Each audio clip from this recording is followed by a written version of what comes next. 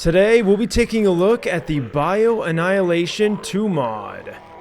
If you guys don't know, Bio-Annihilation used to be one of the best zombie mods on the workshop.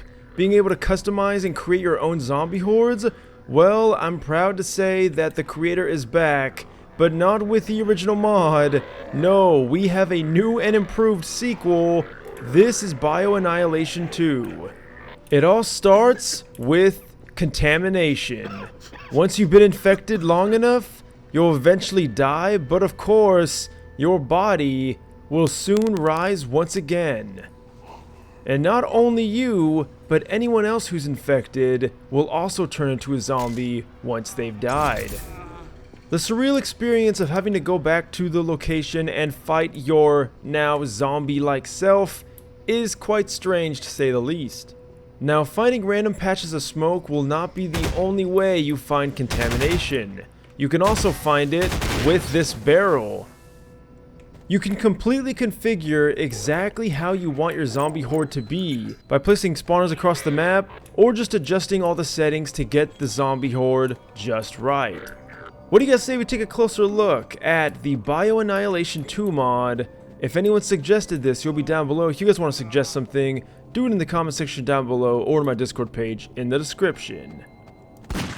Also, check out down below, I'll be doing a giveaway on Outriders. It's the first link down below. Sign up for your chance to win a free copy of the game coming out April 1st.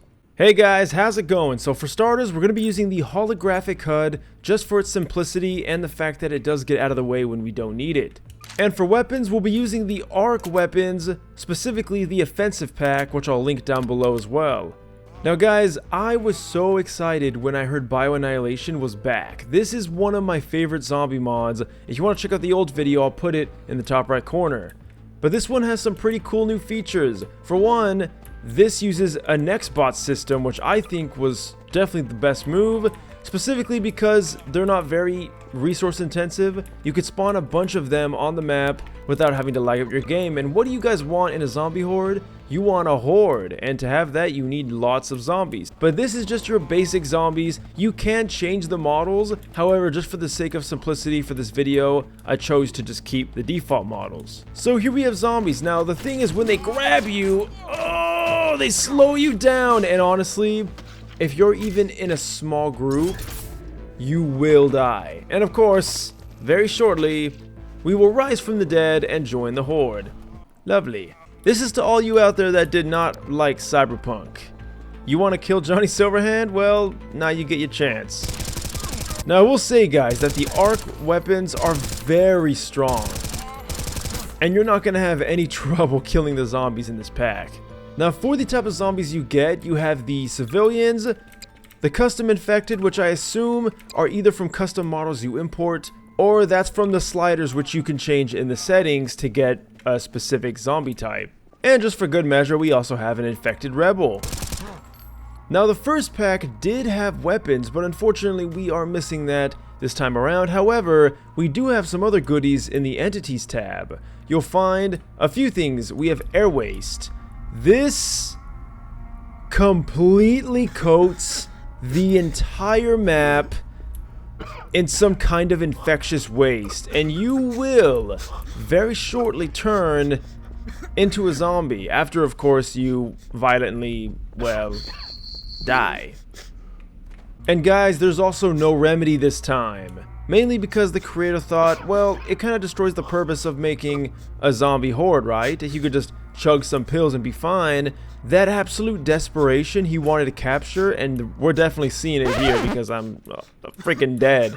Moral of the story is, guys, stay the hell away from anything green. We also have this containment barrel, which we did take a look at recently. This is actually a good weapon. So if you don't want to use specific weapons, you could totally use this. On second thought, you're just going to add to the horde that way, so probably don't touch those barrels. We also have a containment cloud. This is going to be a very small area where you can create contaminated area. I think this is kind of cool, so if you wanted to make choke points, like let's say you were playing with your friends, you could kind of be like the zombie master, if you will. And what you could do is you could, like, say, cover this whole street in green smoke, and if you had like your friends come, they'd be like, oh, nope, not going over there. However, that's only if they do not have the gas mask. With filters, of course, you can put this gas mask on and be safe from all of the infection. To activate it, you just simply go into chat, type an exclamation mark, gas mask. However, unfortunately, guys, spoiler alert, I was trying to do this for hours, I couldn't get it to work. Maybe I'm not putting it in the right area. You guys do know, let me know. I spent so long trying to figure it out, but thankfully we do have one saving grace. Alright guys, so unfortunately I looked everywhere, and maybe it's something I have installed, but unfortunately I cannot put the gas mask on. Even when you spawn with it, it just puts it on yourself, but you have to actually put it on using a command, and sadly but that's okay. All you need to know is the gas mask prevents you from turning into an infected when you go through a gaseous zone. We also have a horde spawner, which is extremely important, because this is going to be how you make your game. I mean, look at this, just like that. One click of a button, and we have an entire horde. Like, look how good this looks. It actually looks like the city's been overrun by a zombie horde for years even. This is the option you'll want to use when you want to just jump into a game and just start killing some zombies. Next up, you could spawn a point spawner, and this is going to spawn a zombie at a very specific point. So let's say, I kill these guys. You can see at those points that I put, they're going to always keep spawning.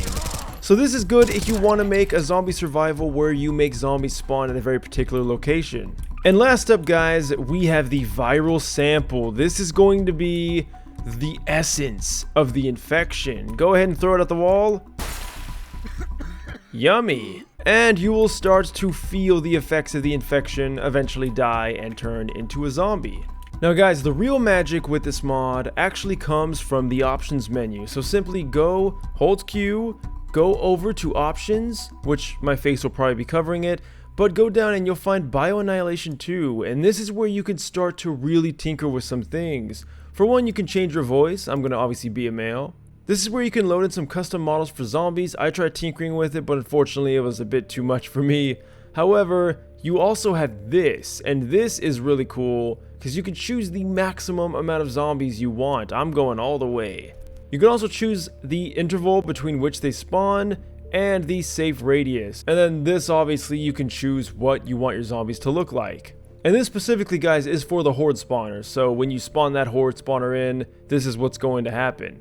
And here you can mess with some of the other parameters like the infection damage, the maximum amount of zombies, which we're going to go all the way, and things like player infection and all this cool stuff. So this is the cool thing about this, guys, is the fact that you get to really customize it. And the best option so far is the zombie one, because you can choose how much health your zombies have. Let's make them freaking tanks. Now when we spawn a zombie, we gotta deal with this.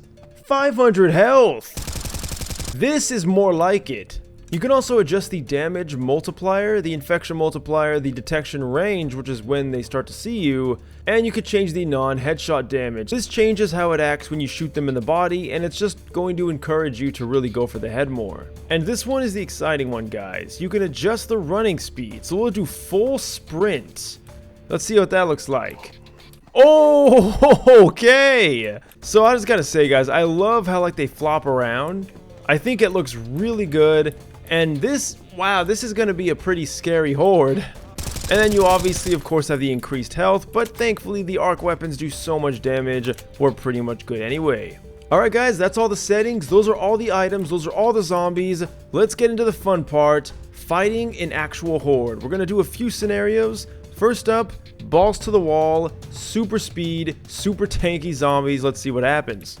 Alright guys, I decided to spawn a few different clouds everywhere just to kind of really mix it up, make it difficult. And I did die a few times, so that's why you're seeing my body there. We're gonna go ahead now, start the horde. Once again, super tanky, super speedy. Let's see how this goes. And there we are. Ooh, it's a bit laggy at first, but give it time to settle, and you'll see things are just fine. Remember, guys, oh my god, where'd you come from? I am already in a bad position. Oh, remember, guys, if you, oh, this is so bad. And just like that. That's it, guys. Alright, guys, this time we're doing the slowest speed, and we've lowered their health significantly. Look how slow they are. This is going to be a cakewalk. But you'd be surprised, once again, we are kind of surrounded by those clouds, so if we want to get into a specific area or we're not careful, we might even be trapped between a horde of zombies and some clouds which will just kill us over time. So you really gotta be careful. This looks pretty simple. Kill some zombies, you know, it's all fun games. But then one of them hits you, and suddenly you are in deep shit. So like right here, you can see they are starting to slowly form, and obviously we can't cross this, maybe? Okay, we just barely got through. But the zombies are only going to keep coming. However, I will say, just from looking at all this, I really think we're just fine. We are getting some frame rate dips, guys, be wary of that, but it's nothing game breaking. Like, this is definitely still playable. If you have zombies in your way, obviously shoot them if you can. And I mean, guys, with this desolate map and these clouds everywhere, so in terms of zombie mods that feel the most organic, I think this one definitely takes the cake. Now what happens when you spawn another horde? Okay, you can only have one. But what about point spawners? This one you could kind of go crazy with. And we're definitely going to do just that. Now this is more like it. This is the kind of zombies I want to see. Once again, guys, all of these zombies can be completely customized in the settings.